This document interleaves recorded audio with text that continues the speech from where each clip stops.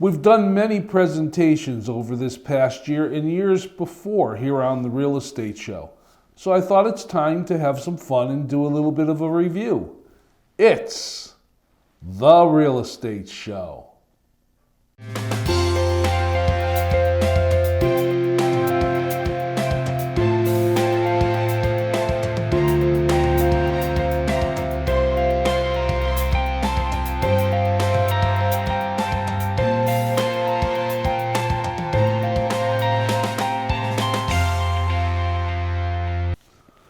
Welcome to the Real Estate Show. My name's Rick Naples. I'm the owner-broker of Zone Realty LLC. You zone your home. We're towards the end of the year, and I thought we would take the opportunity to just kind of sit back and look at some of the presentations that I've shown here on the show. You know, I've done a lot of different things on this show and shared a lot of information. So I had a chance to kind of sit back and look at all of the different presentations and pick a few that I thought might be fun to take a look at. Now, some of these have been shown recently, and a few of them reach back because I've been doing this show a long time. Let's take a look at the first one, which is probably one of the more important ones. This is all about safety for both you and for your realtor. Real estate professionals are in a unique position that most working professionals never face. They often share their contact information openly with others, meet unknown clients, and walk through vacant properties, to name a few. It's because of the unique nature of this business that it's critical for all real estate professionals to have a personal safety protocol in place that they follow every day, with every client, every time. And that includes with you. So, what kind of safety protocols might your real estate agent take? When meeting you for the first time, your agent might not meet you at the property right away without first having an initial meeting at the office, regardless of you or your agent's gender. You wouldn't want to meet a stranger at an unknown location, would you? Hey, how you doing? No. During the initial meeting, your agent may make copies of your driver's license and pre-approval letter for their records. This precaution allows the agent to keep a record at the office of who his or her clients are and a calendar of appointments. When first meeting with your agent, you'll also discuss the types of real estate you're interested in and walk you through the process. Now your agent can arrange showings, meet you at properties, and schedule open houses to help you through the biggest financial decision of your life. When viewing a property, your agent may ask that you drive separately. Please don't be offended. This is a safety precaution for you as much as it is for your agent. Not to mention you may both have appointments to go to afterward. Hey, this is cute. When viewing a property, you may need to sign in with your name and phone number or show a photo ID. This is so the seller's agent knows who entered the house. If you were opening your home to strangers, you'd want to know who was there too. As you tour a property, your agent may walk behind you. This is not only a routine safety measure, it also allows you to see the room first and make your own impressions. And many agents won't go into attics, garages, or basements, but feel free to look around and let your agent know what you thought. If you want to see a property that's vacant, It's got potential. your agent may only show it during daylight hours. Vacant properties should be seen during the day when you can see what safety hazards may exist, like a loose floorboard or any defects the house may have, like mold. When showing your property or hosting an open house, before opening your home to potential buyers, your agent may ask you to board your pets and remove jewelry, family photos, credit card receipts, artwork, prescription drugs, and valued possessions from the home. This is just one way your agent is looking out for you to keep your property and belongings secure. Your agent may bring a colleague to host your open house.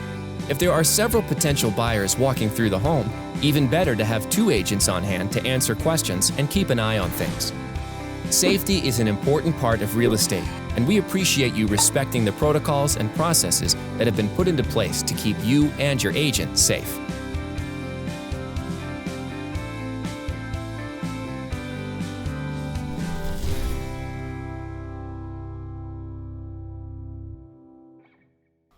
Since we're in the cold weather season towards the end of the year, a lot of us have fireplaces. And a while back, actually several years ago, I did a little presentation about fireplace safety, and I thought I would show it on this show.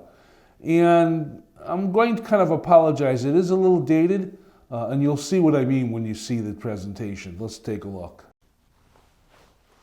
Some of the older homes and some of the newer homes that are up for sale will feature something like a fireplace. And the reason why I bring this up is fireplaces are a wonderful thing. We see some of the fireplaces that are left open like this one and functionable.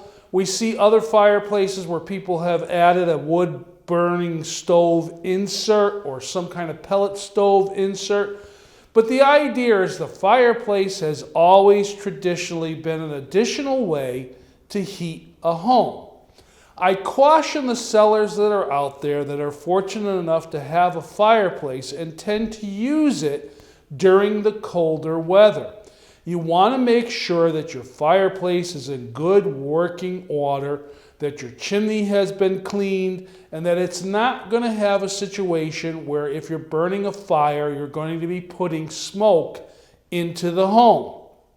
You also want to be very careful not to leave the fireplace going when you leave the home and a buyer is coming to see it. That is not a good safety idea. So make sure that the fireplace is not operating when you're not there. And you also want to be aware of the smells that a fireplace can add to the home. Now, I love the smell of burning wood in a fireplace. I just think it makes the whole atmosphere feel wonderful. But there are some people out there that do not like the smell of a fireplace burning wood. So just be aware of that. After all, when your home goes on the market and it's up for sale, you generally don't know anything more than a potential buyer is coming to look at it, and if it fits for them, make an offer, but you don't know who that person is or what their particular background or tastes or phobias might be. So just be aware of that. Use your fireplace wisely and safely. Some really good points. As I said, that was a while back. I still had dark hair back then at that time. This next presentation I want to bring up is one that shows or talks about an interesting phenomenon, and that is shadow inventory. What is shadow inventory and how does it affect the real estate market? You know, we've had a lot of foreclosures in the past, and we still are dealing with some foreclosures now. So I thought this was an interesting, some interesting information. Let's take a look.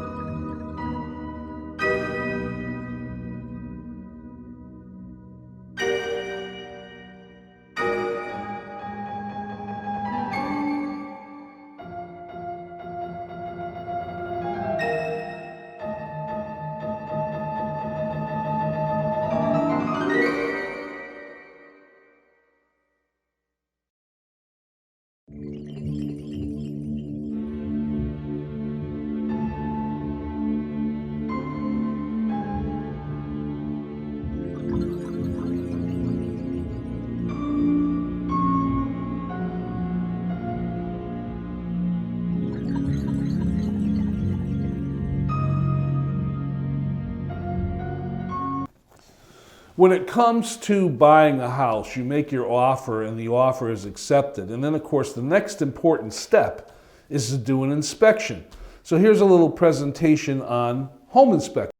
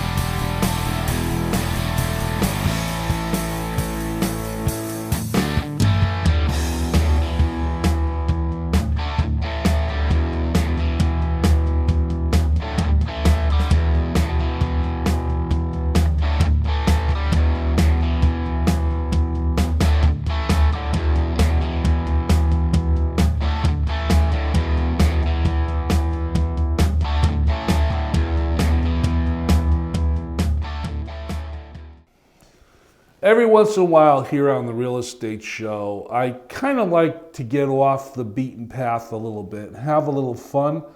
I did a show a while back, and it was all about one of the most important rooms in the home, and that is the bathroom. And I presented a lot of facts about bathrooms and how bathrooms got started. I even had a presentation on the history of the toilet. And as I was putting together that show, I came across a video that was done by another person that went along with a kid's song about the bathroom and what everybody does. And I thought for my grandchildren, for the kids that are out there, and even for us adults that have a little bit of a kid in us, we'd get to have some fun and watch this video.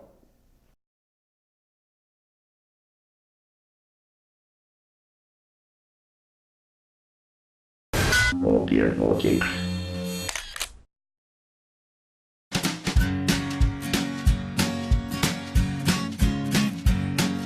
The Pope takes a poop and the President too, and the fancy pants banker in his three-piece suit, the big fat general and all of his troops. The truth of the matter is everybody poops.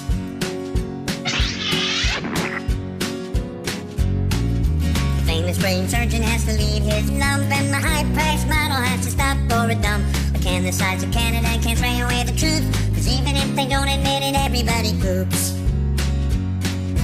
Everybody poops. Everybody poops. Sure things number more than two. Death and taxes and everybody poops. Some days it's easy, other days it's hard. But if your system's working, thank your lucky stars. Nobody talks about it, not a word is said. If you're not pooping, then it means you're probably dead.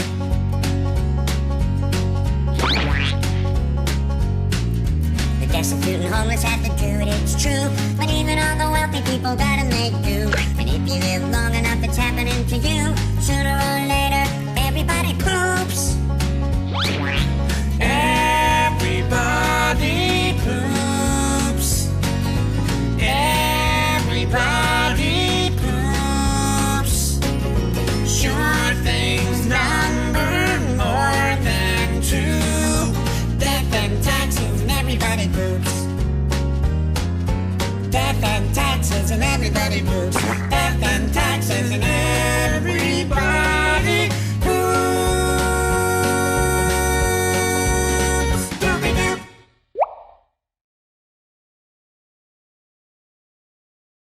Well, that was kind of silly, but again, as I said, every once in a while I come up with something unusual that I'd like to share on the Real Estate Show. Let's kind of step back. One of the things that you need to pay attention to when you're a seller is first impressions. And that's what is the first impression that a buyer is going to get when they come to look at your home. So I gave that a lot of thought, and on one of my shows, I talked about the first impression as to what the buyer will see when they first come into your house, and it all starts at the front door.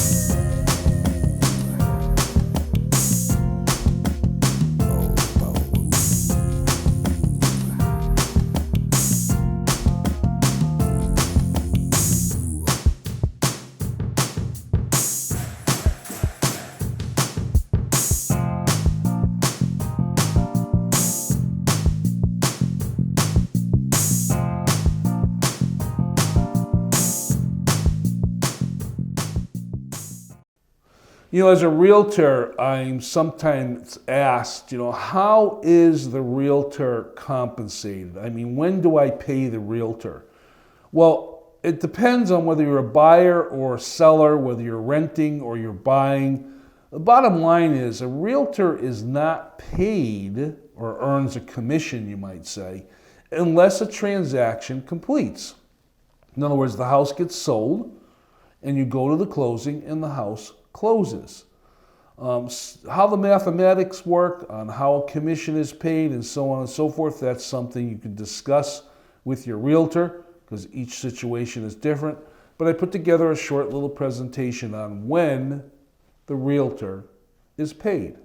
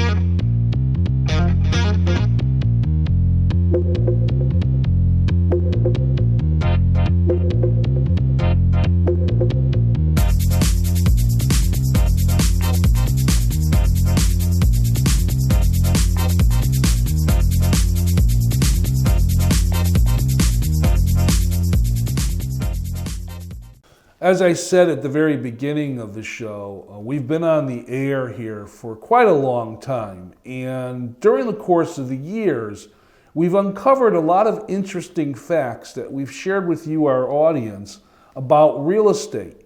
And a little while back, I put together what I call the Real Estate Facts movie. It's a little bit long, but it goes over some of the interesting facts from around the world that concern real estate.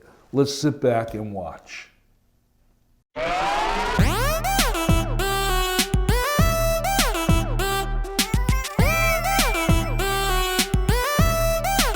it out. Check it out.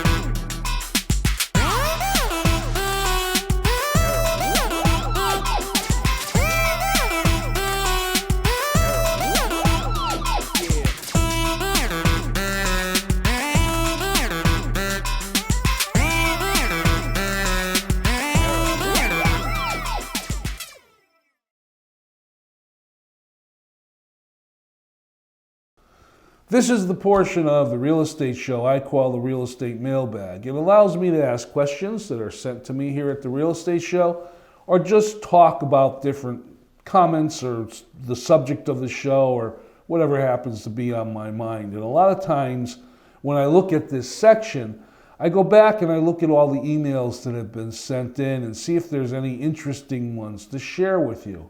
And there's so many of them, I really had a hard time trying to pick any of them.